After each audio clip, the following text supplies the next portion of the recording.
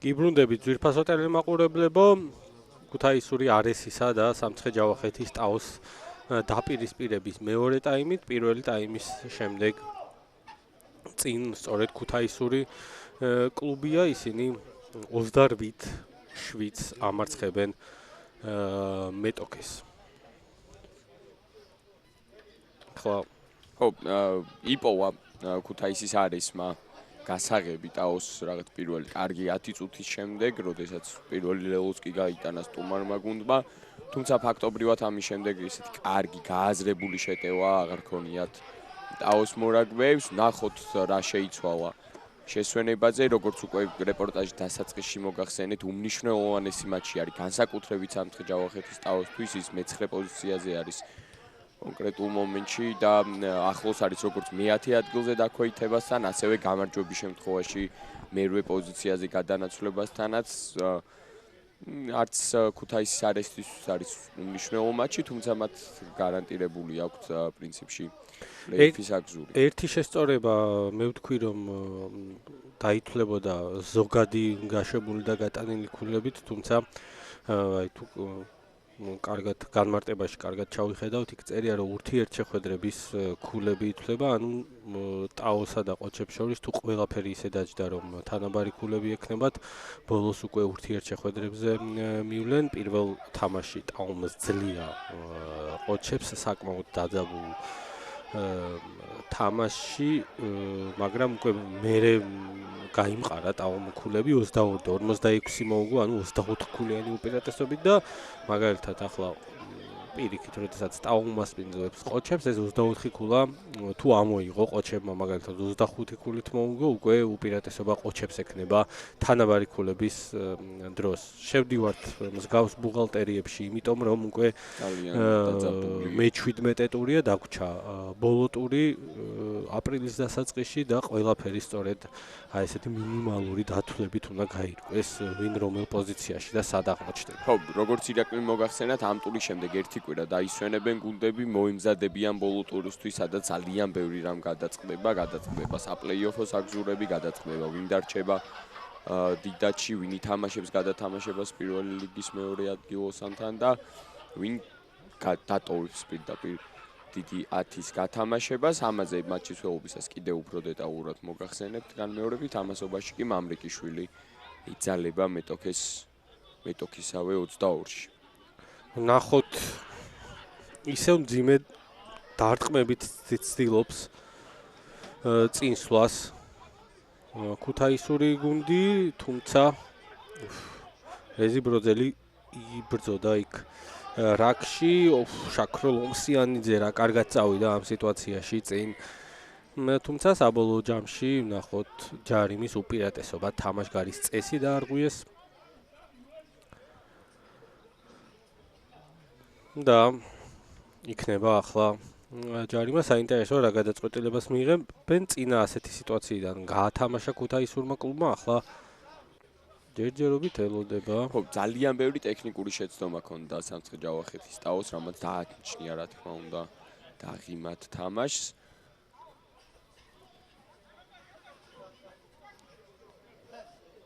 კარგი გააზრებული შეტევა ფაქტობრივად პირველი 10 წუთის შემდეგ, როგორც უკვე ვთქვით, მათგან არ გვინახავს, ეხლაც მათ 15-იანში გრძელდება მატჩი.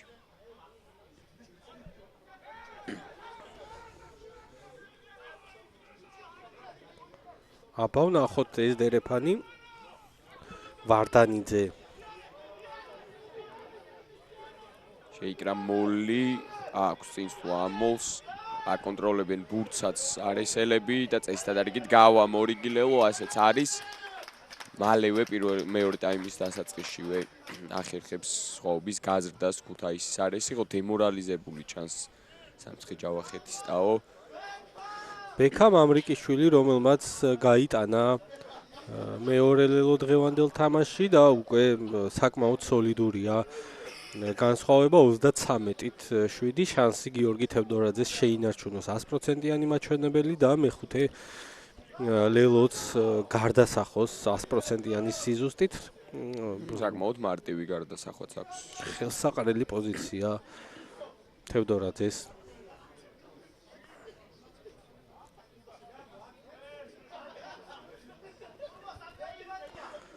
აი ხა უკვე ესეთი მნიშვნელოვანი გადაწყვეტილება აქვს მისაღები ტაოს იბრძვის დღევანდელ მატჩში ბოლომდე და უმიზნებს თუნდაც ერთ ბონუს გულას თუ მაგალითად ჩამოუშვებს ყურებს და გადაერთვება და იფიქრებს უკვე ბოლო თამაშზე, სადაც მათი ბედი დარჩენა არ დარჩენის საკითხი წყდება.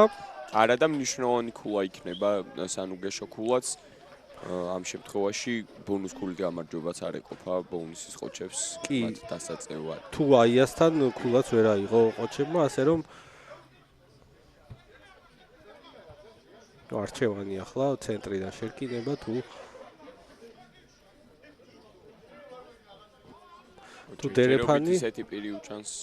მესამე არჩევანიც არის. შეგიძლია გაამეორებინო დამტყმელს.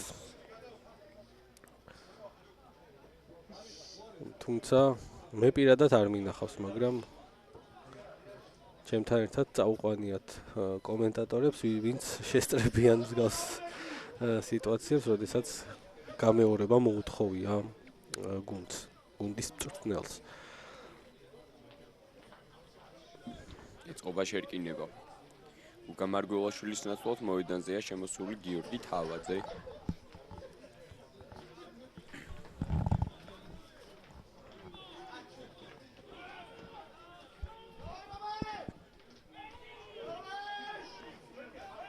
დაძრის შერკინებაშიც მოიპოვეს ჟარიმის უპირატესობა.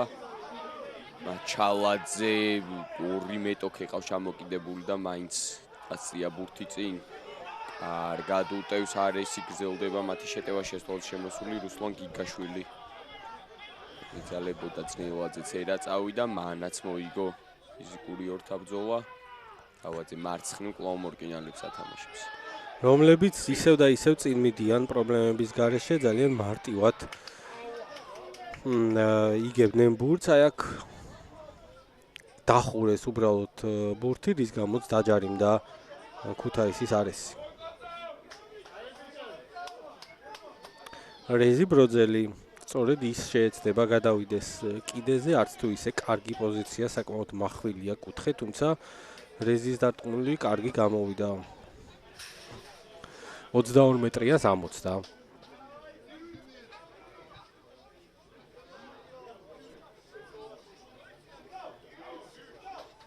ნახოთ. ამას კილაძე აწვდის ბურთს დერეფანში.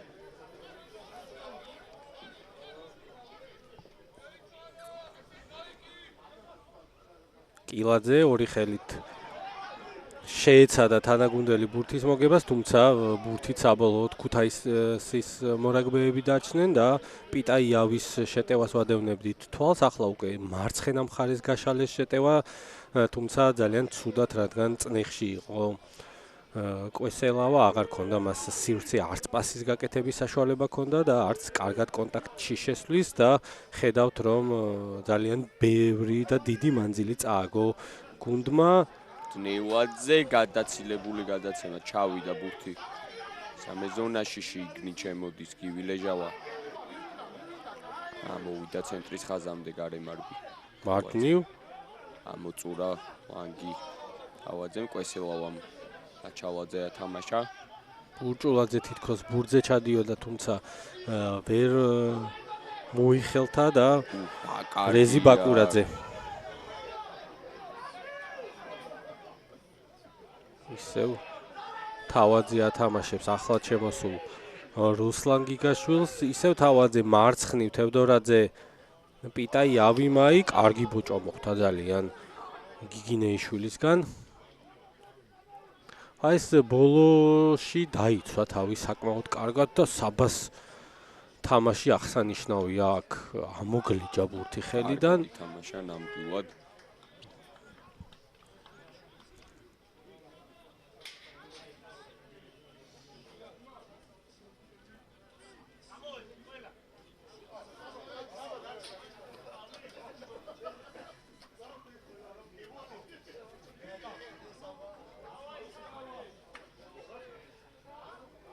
ცვლილებები აქვს სამცხე-ჯავახეთის ტაოს პირველ ხაზში 16 და 18 ნომრით მოედანზე შემოდიან ლუკა ღოღობერიძე და გიორგი მანჩხაშვილი.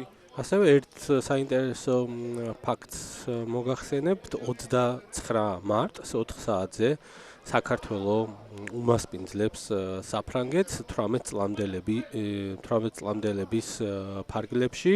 შეგახსენებთ, რომ ჩვენი 18 წლამდე ნაკრები ემზადება 6 ერის ფესტივალისთვის, რომელიც სულ მალე გაიმართება და ეს თამაში ერთგვარი მოსამზადებელი თამაში იქნება და ყველას გეპატიჟებით მოედანზე შეგიძლიათ ბილეთები შეიძინოთ ძალიან მიზერული ფასი ღირს და მოვბრძანდეთ უკვე ავჭალის სარაგბო სტადიონზე 29-ში 4 საათზე დაიწყება თამაში. ძალიან კარგი 18 წლამდელთა შემადგენლობა ყავს წელს და საინტერესოა რა სიზამი ბიჭები. აქ მორიგი ჯარიმა თაისელთა ხარეს გიორგი თევდორაძე ბურთით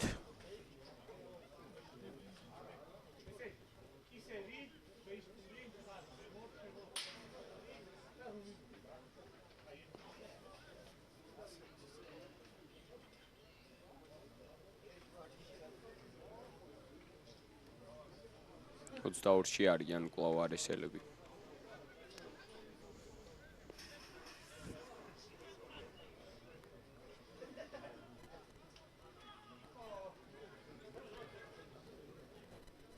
ბოლოკაძე აგდებული ბურთი, თუმცა ზოიძემ წაიკითხა. აქ საინტერესოა თვითონ თანაგუნდელებმა არ დაუშვეს თუ მეტოქემ დაარღვია თამაშის ხო. აქ კი წინ თამაში ერთი წინ ვარ და ძალიან ბევრი წინ ვარ და ქონდა პირველ ტაიმში ტაოს.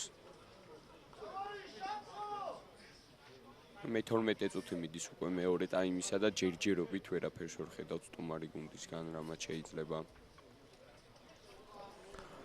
დააბრუნოს ისინი თამაში თუნდაც არ დაგვინახავს უფრო დიდი ანგარიშიდან დაბრუნებული მატჩებიც.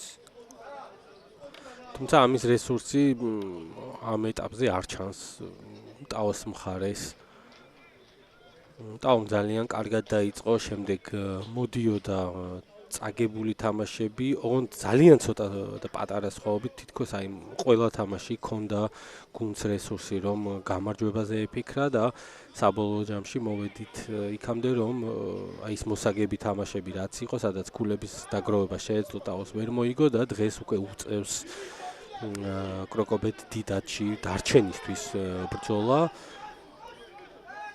და ჯერჯერობით არაფერი გადაწყვეტილი არ არის.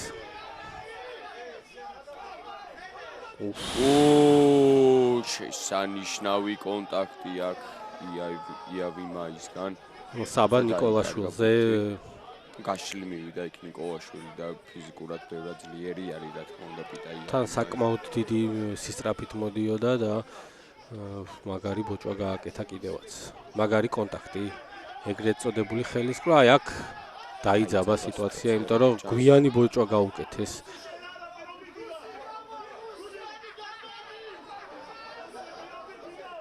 მეც მომეჩვენა რომ იყო იქ გვიანი ბოჭვა. თუმცა ვნახოთ, იქვე იყო მსაჯიც, იქვე იყო გვერდითი მსაჯიც და უნდა დაველოდოთ მათ გადაწყვეტილებას.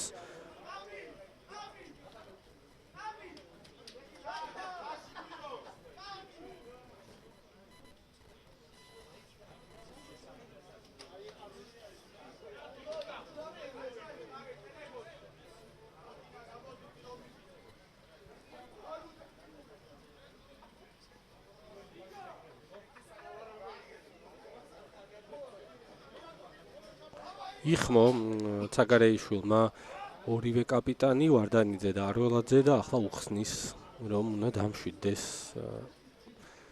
თამაში სავარაუდოდ იქ ვნახოთ.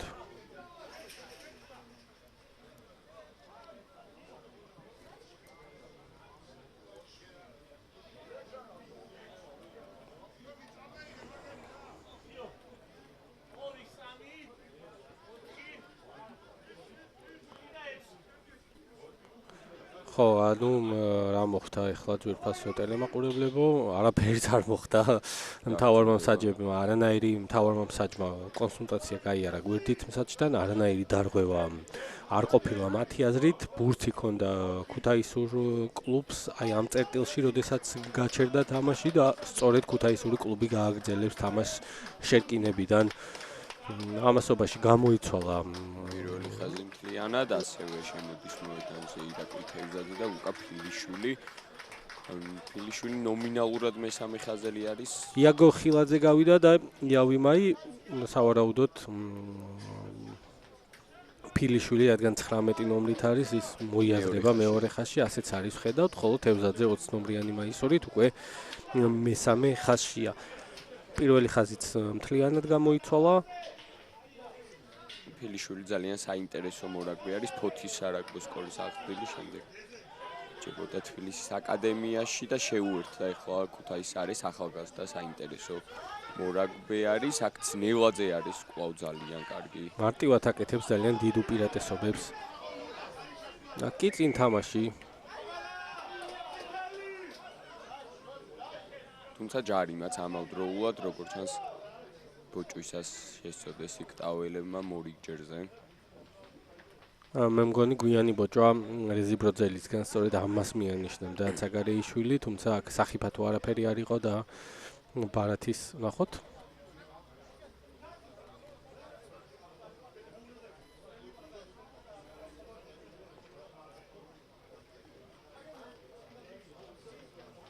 პატა ბურჭულაძე, რომელიც ბრუნდება რა თამაშში მცირე დაზიანების შემდეგ.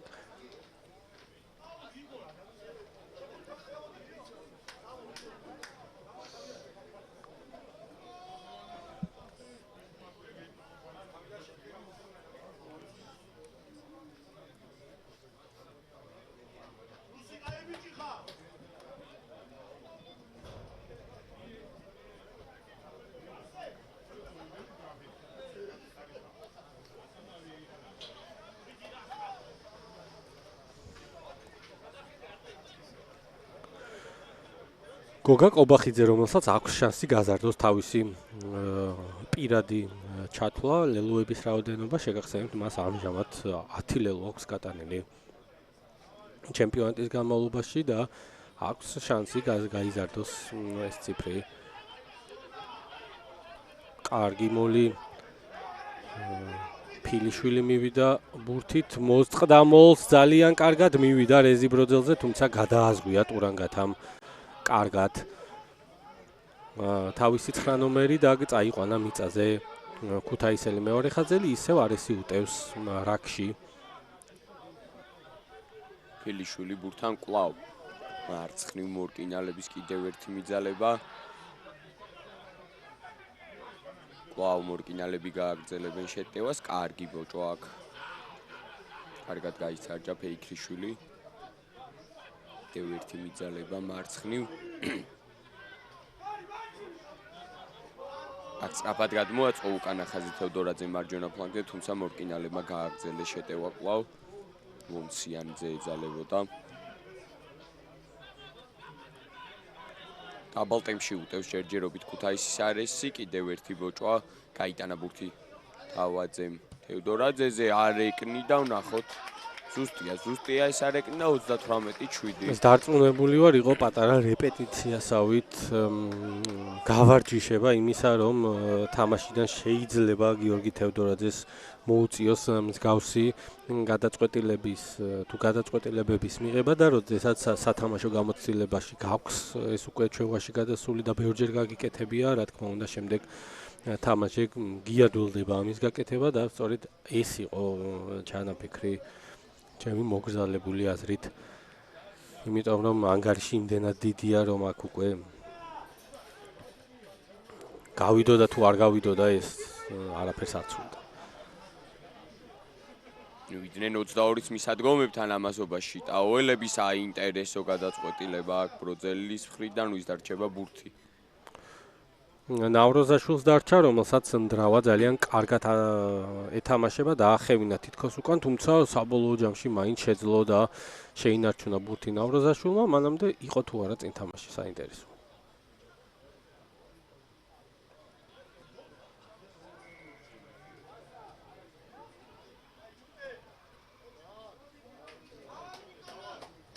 საინტერესოა რა მოხდა.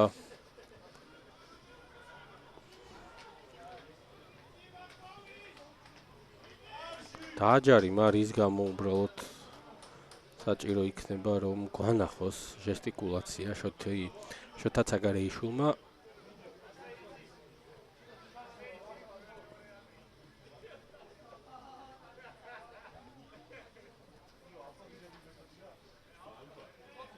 ძალიან დიდხნიანი პაუზის შემდეგ მეტოქის 5 მეტრიანში არიან სამცხე ჯავახეთის ტაოს მორაგბეები. ნახოთ, რას შეძლებენ ისინი აქედან.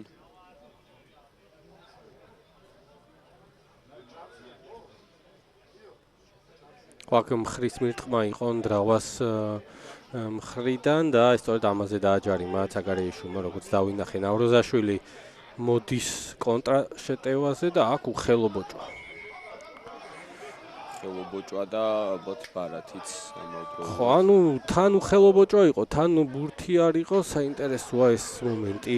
იყო თუ არა მხარი თავშია, ბევრი დეტალი აქვს. რაც თუ ვერ დაინახა ეს ვიდეო რეფერი არ ხო, ვიდეო რეფერი არ ყავს, ამიტომ ძალიან რთული იქნება. მაგრამ ის რომ იმსახურებდა აქ ყვითელ ბარათს აქ ხო არა, დაბლა იყო კონტაქტი როგორც ვნახე, აქ უბრალოდ დარღვევა იყო რომ ბოჭვაში ხელი არ გამოიყენა ნდრავამ, ტაიმინგიც მე მგონი ნორმალური იყო.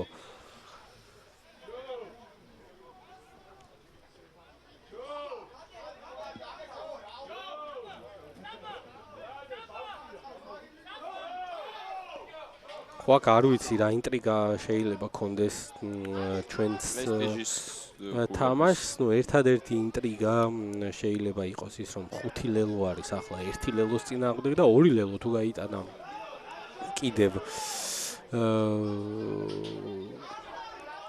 ტაომ ნიშნავს რომ და ერთერთი ვერ გაიტანა ქუთაისის არესმა კარგავს უკვე ბონუს ქულას ქუთაისური კლუბი. уран გათას მიძალება კარგი იყოს, სწრაფად არის ბურთის გათამაშება საჭირო. აი აქ ჩავარდნილი იყო, აღარ ქონდა ბურთზე თამაშის უფლება შაქროლომსიანიძეს, ბოგიდრაუ პირველად უნდა გაეცალოს ჯერ მორაგბე და შემდეგ შეიძლება უკვე ბურთზე ნადირობა. აქ როგორც ჩანს წინა ეპიზოდში დაჯარიბდნენ სავარაუდოდ თამაშგარი. თუ ჩავარდნა ბურთზე, მე ნახოთ, ხო თამაშგარი.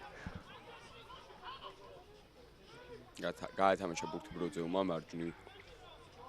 შეიყვანა მაღალ სიჩქარეში დანაგუნდელები, ძალიან ახლოს არის ტაო ლელოს ხაზთან, ბროძელის ჭკვიანური გადაცემა და ხათაშორის ნაშრობა ფეიქრიშვილი შევიდა.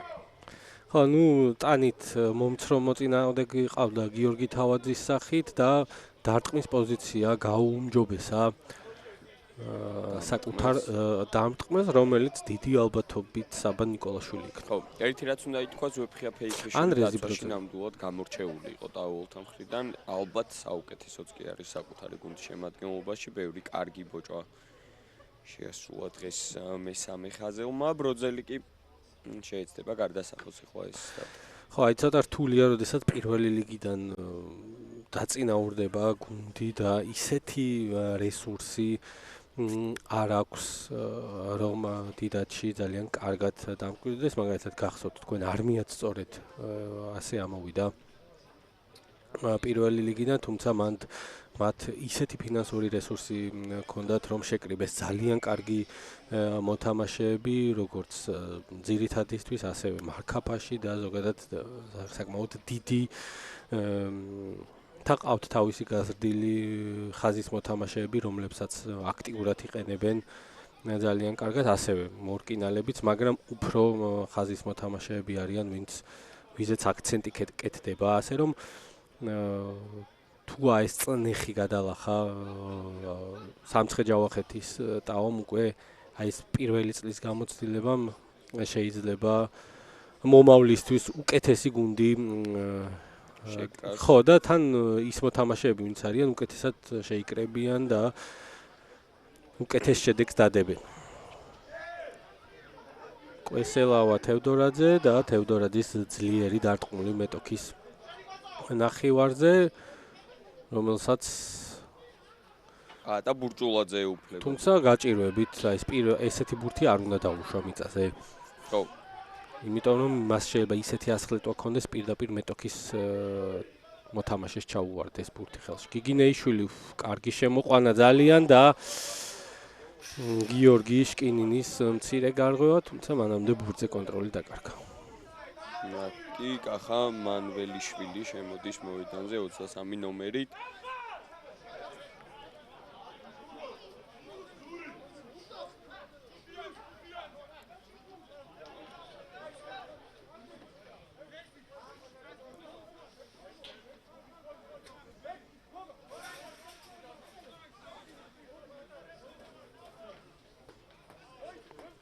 აბა ვნახოთ გოგა ყობახიძის დერეფანი, რომელიც კარგი იყო არსენ მაჩალაძეზე, კარგი მისვლა ძალიან. კარგადია რა მაჩალაძე.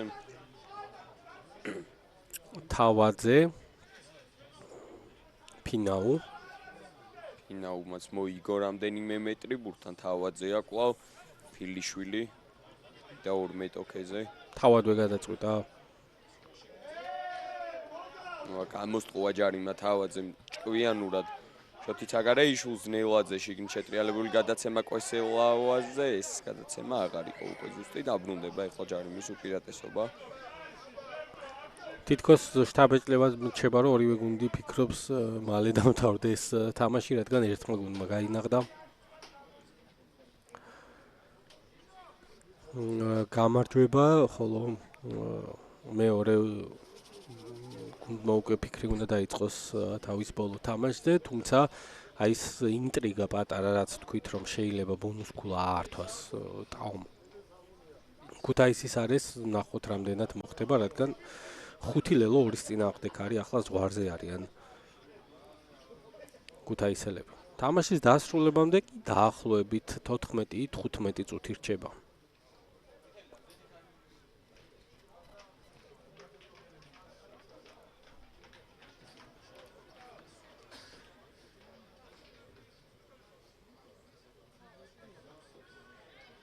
ხო, იმედია შემდეგი მატჩი უფრო საინტერესო იქნება იმ კუთხით, რომ ვერც ერთი გუნდი ვერ მოახერხებს ესეთი გარდამტეხი უპირატესობის. თან ორივე გუნდი არის სრული საბრძოლო შემადგენლობით, რაც კი შეეძლოთ რომ საუკეთესო გუნდი მოთამაშეები გამოიყვანათ და დაეყენებინათ ძირითად შემადგენლობაში თუ მარკაფაში, ორივე გუნდმა სწორედ ასე გააკეთა შემდეგი თამაშისთვის და ვნახოთ ვის დარჩება იმ თამაში გამარჯვება.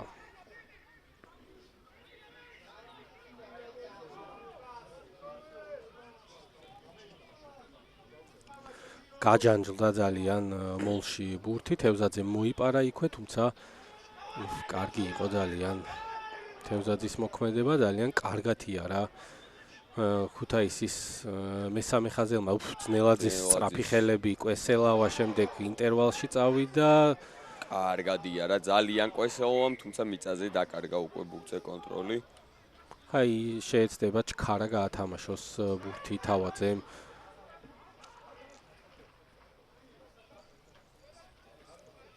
თუმცა აღარ იჩქარა.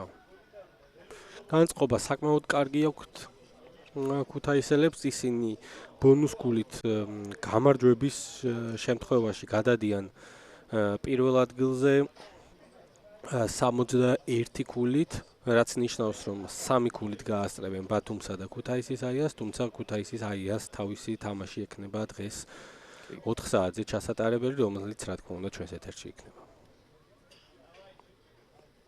და ხვალ დარჩება გვექნება უკვე ორი თამაში, კვირას ავჭალის ხელოვნურ სტადიონზე ლელო დაუპირისპირდება არმიას. მნიშვნელოვანი თამაში არის იმ კუთხით, რომ თეორიულ შანსს ინარჩუნებს ლელო 6-ში შესვლისას, აკი ლელო რომელიც ლელო გაიტანა ძალიან სწრაფად რუსლან გიგაშვილმა. თან ძალიან მარტივად ახერხებენ ამ ყველაფერს, ასე რომ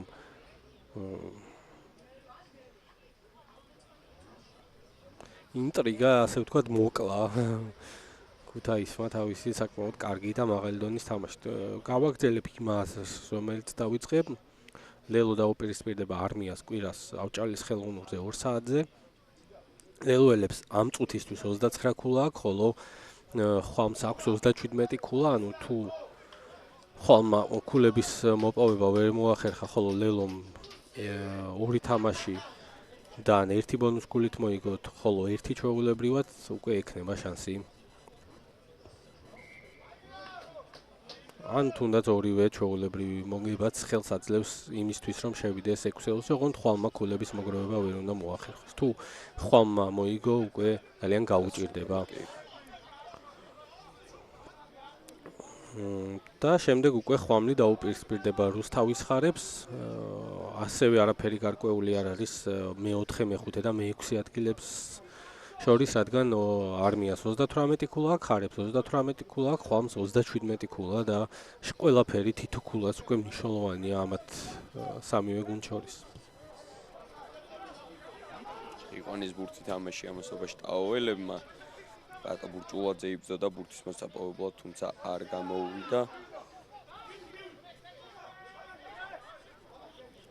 სწრაფად შემოაგდეს ბურთი ძნელაძე, საკმაოდ გრძელი პასი კვესელავაზე, რომელიც მოდის თავის მხრივ გიგინეიშვილი ბოჭვას აკეთებს და ბურთზეა ჩასული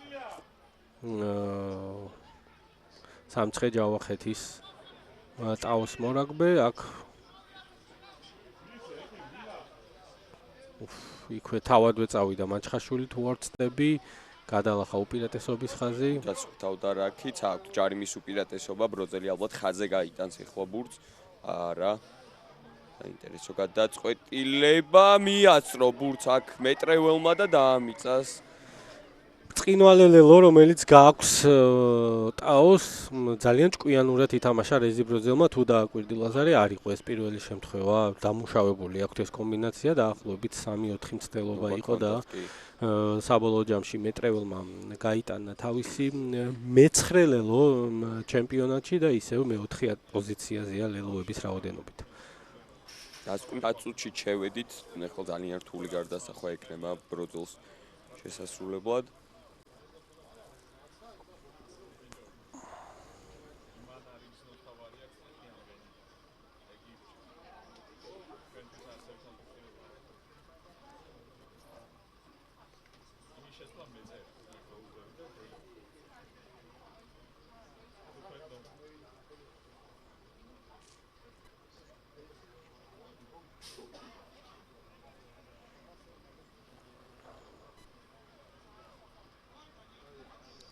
ასევე სტატისტიკაში ჩავხედე და ყველაზე მეტი სიმბინი აქვს მიღებული ტურანგათას სამცხე ჯავახეთის ტაოს მეორე მესამე ხაზელს, ორივე პოზიციაზე თამაშობს, 4 შემდეგ მეორე ადგილზე უკვე არესის მორაგბე იავი მაიმოდის, ასევე მას 4 ყვითელი აქვს, ცინცაძეს აქვს 4 ყვითელი და ხონელიძეს ქუთაისელ კვაჩს. და შემდეგ უკვე მოდიან, რა თქმა უნდა, სხვა მორაგბეები, მაგრამ საინტერესო ის არის, რომ აი ცოტათი ჩანს ის, რომ ფიჯელებს აქვთ მაინც დისციპლინის პრობლემა. საინტერესო იქნება მომავალ წელს როგორი სტატისტიკა გვექნება ამ კუთხით. ხო, ჩვენ ვახსენეთ, რომ ლეგიონერები საკმაოდ მაღალი დონის არიან ჩვენს შიდა ჩემპიონატში, თუმცა აი ეს კომპონენტი ხშირად არის ხოლმე წაუწდებათ ხოლმე დისციპლინაზე ისე ხელი არასაჭირო მომენტში, არასაჭირო ჯარიმას ხშირად იღებენ ხოლმე ლეგიონერები.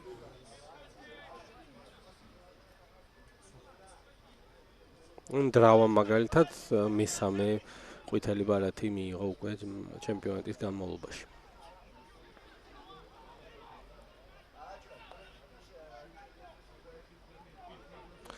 წითელ ბარათებში კი ბურდული ყაზბეგის მორაგბე 2 წითელი ბარათი აქვს და ნასოკი ტამბუა ტაოს მეორე ხაზელი ასევე მასაც 2 წითელი ბარათი აქვს მიღებული. ძლიერი ვინ დარტყმა. იქნება პირველი ბურთთან? მიასწრო საბოლოო ჯამში 19 ნომრით ოქში არც ერთი მორაგბე არ არის აღნიშნული.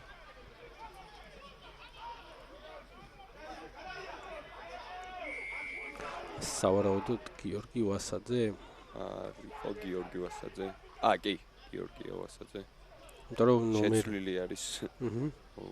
ის იუნკერების უკაცრავად ლიგებში გვახსოვს.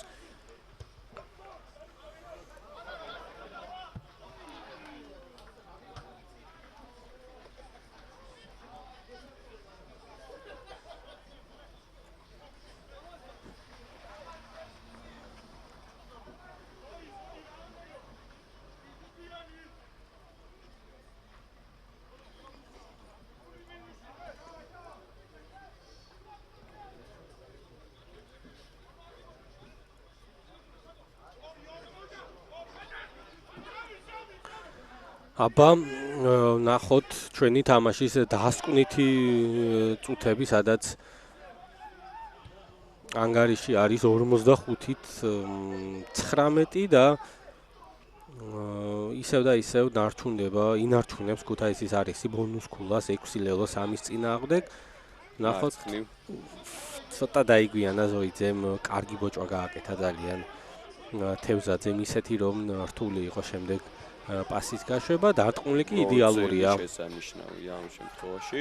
50-22-ის წესი გააცოცხლა რეზი ბროძელმა, რომელიც თუ თქვით რომ ძალიან კარგად კითხულობს თამაშს ძნელზე, აი აქეთ მხარეს რეზი ბროძელია, რომელსაც შეუძლია თამაში გარდატეხის შეტანა და ესეთ სიტუაციებში ძალიან კარგად ლავირებს გამოცდილი 9 ნომერი რეზი ბროძელი.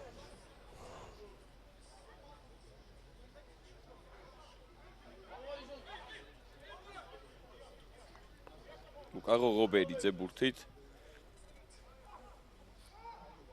გადააცილეს ბურთი დერეფანს აოელებმა, მიარტყეს ფეხიც, ვასაძე იმორჩილებს ბურთში, იგნით მოდის, მოუხდა ერთ ბოჭავს, შევიდა 22-ში. აჩალაძე უკვე მიწაზია, მას აღარ აქვს ბურთზე თამაშის უფლება. ცერადი არა ბროძელმა შეცურებული მეტრეველზე და გაიტან საკუთარ მე-10 ლელოს მეტრეველი. ცოტა გვიან ხო არ გამოცოცხლდა ეს წყვილი ხო ბროძელი მეტრეველი, ზედიზედ ორჯერ ესე ფეხით გადაკიდება და მეტრეველის დასრულება. სწორედ ეს თქვი რომ როდესაც რეზი ბროძელი ყავს და უკანა ესეთ სივრცეებს დატოვებს, რა თქმა უნდა აითვისებს და გამოიყენებს. უკვე სტატისტიკასაც ჩავხედოთ და მეტრეველს მოუგრო და 10 ლელო გაუთანაბრდა კობახიძეს ქუთაისის არესის მორაგბეს და მესამე ადგილზე გადაინაცვლა მეტრეველმა კობახიძესთან ერთად. ბონუს ქულა ართვეს. ჩახედავ ანგარიში და იფიქრებ, რომ რაღაც ეტაპზე მაინც დაძაბული მატჩი იყო ამ დროს. ბოლოში დაუახლოვდა ცოტა. ანგარიში ხდება 45-ით 24.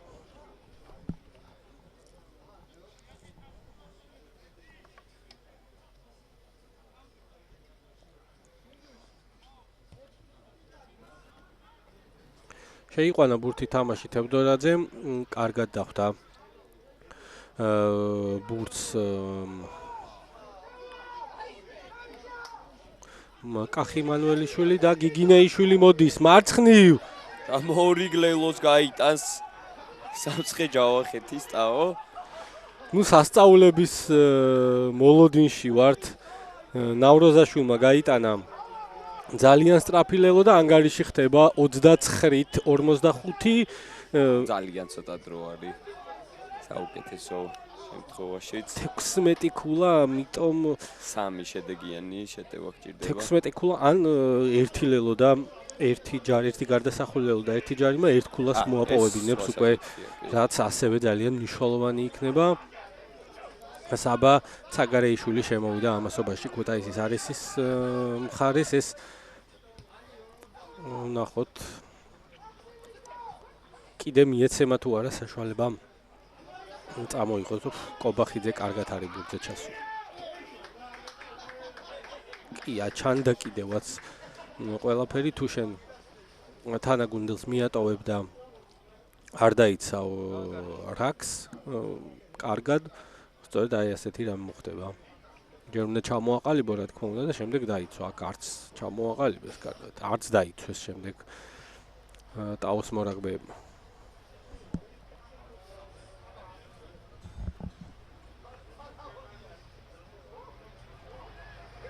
და ქუთაისის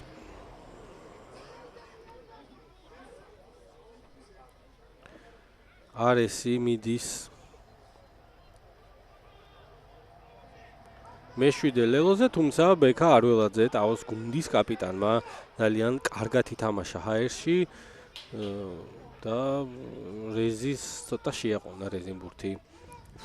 მიძალება იქვე ზოიძის გამაგდა რაკი. სავარაუდოდ ფეხით გამოვა ახლა რეზი ბროძელი, იმდენად იმხელა წნეხში არის სამცხე ჯავახეთის ტაო. დარჩა ბურთი თამაში საბათ საგარეიშვილი თვითონვე ლავირებს საკმაოდ კარგად და ბურთზე იყო კარგად ჩასული ასევე სამცხე ჯავახეთის ტაოს მორაგბე, რომელიც გაასუფთავეს. მოსხე პილიპასი ძნელაძის მივიდნენ 22-თან. ვასაძე კარგი იყო ამ სიტუაციაში. ჯარიმა. არ გადაგორება დროული. და გიგინეიშვილს მცირე ტრავმა მოხდა. ხო, ეხლა ამ წუთს ბოლომდე ამოწურავენ, რა თქმა უნდა, არესელები ამ შეტევაში და დასრულდება კიდეც დღევანდელი მატჩი. სულ მალე ამ მატჩის დასრულებიდან დაგიბრუნდებით უკვე 20 წუთში. ბოლნისის ყოჩებისა და ქუთაისის აია ძალიან პრინციპული დაპირისპირებიდან რამდენჯერმე დავაანონსეთ უკვე მატჩის მიმდინარეობისას. ბევრი რამ გადაწყდება იმ მატჩში. ასევე დღეს მნიშვნელოვანი თამაშები იმართება პირველ ლიგაშიც, სადაც ვეფხვები და წიქარა გაარკვევენ ერთმანეთთან მეორე ადგილის ვინაობას. წიქარას ამ მომენტში 51-11 ქულა აქვს, ვეფხვებს 47 და ძალიან მნიშვნელოვანი იქნება ორივე გუნდისთვის გამარჯვება და მეორე ადგილის განაღდება. თუმცა დაუბრუნდეთ ახლა ჩვენს თამაშს, სადაც ქუთაისის არესი იბრძვის იმისთვის, რომ მოიპოვოს ბონუს ქულა. ძალიან კარგი მიძალება, თუმცა თავგანწირვით თამაშობენ სამცხე ჯავახეთის ტაოს მორაგბეები უკან. დაახევინეს კვლავ 5 მეტრიან ნიშნულამდე და აქაც ძალიან კარგი იყო ტაოს დაცვა. ბოლო შეტევას ვადევნებთ თვალყურს დღევანდელი მატჩისა, მორიგი მიძალება მორკინალებისგან. აი ახლა ძალიან კარგად ჩანს ის, რომ 4 მორაგბე ერთდროულად ჩასულია რაკში, ხოლო ტაოს ყველა მორაგბე ფეხზეა, რაც ნიშნავს, რომ მათ მაქსიმალურად ისინი იცავენ თავიანთ ნახევარს. აქ ტურანგათას ცოტა სულმა წაზლია და კარგია რომ არ დაჯარიმდა, უხელო ბოჭვის მცდელობა ჰქონდა ფიჯელ მეორე ხაზელს. პილიშვილი მარჯვნივ ძალიან ახლოს იყო შაქროლოვსიანძე. აქ საინტერესოა რა ხდება წინ თამაში. წინ თამაში ბურთი უქმია და წესითა დარიგით. თუმცა ოქმის მიხედვით მხოლოდ 79 წუთია, რაც ნიშნავს იმას, რომ 1 წუთი სათამაშო აქვს გუნდებს.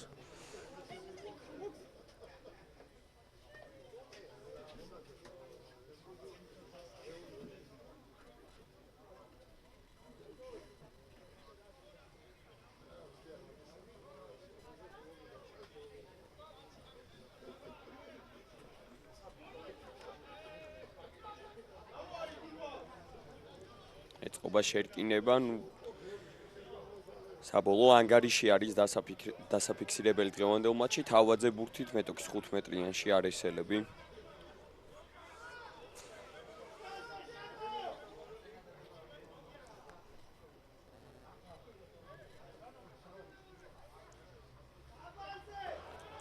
არსენ მაჩალაძეს ისეთი პოზიცია აქვს, რომ სწრაფად უნდა ბურთის აღება, თუმცა ცოტა გაუჭირდა და აქ რუჭუაძე არის კარგი ძალიან. ძალიან.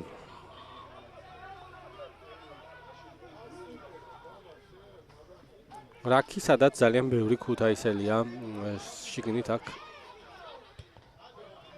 აქ გადაიტანა ბურთი თავაძემ კიდეზე რაც იმას ნიშნავს რომ დასრულებულია დღევანდელი მატჩი 45-31 ძალიან დამაჯერებლად შეიძლება ითქვას ქუთაისის არისმა დაამარცხა სამცხე-ჯავახეთის ტაო ბოლში მოდუნდა უკვე მასპინძელი გუნდი რა დროსაც გაუშვეს ქულები შეგვიძლია დავემშვიდობოთ ამ კი 60 ქულა მოაგროვა ქუთაისის არისმა ამ თამაშის შემდეგ და ორი ქულით წინ არის როგორც ბათუმზე ასევე აიაზე ხოლო სამცხე-ჯავახეთის ტაო რჩება მე-9 ადგილზე 24 მოპოვებული ქულით შევისვენოთ დაახლოებით 10-20 წუთი და 4 საათზე უკვე ძალიან მაგარი თამაშის მოლოდინში ვართ როგორც გითხარით დროებით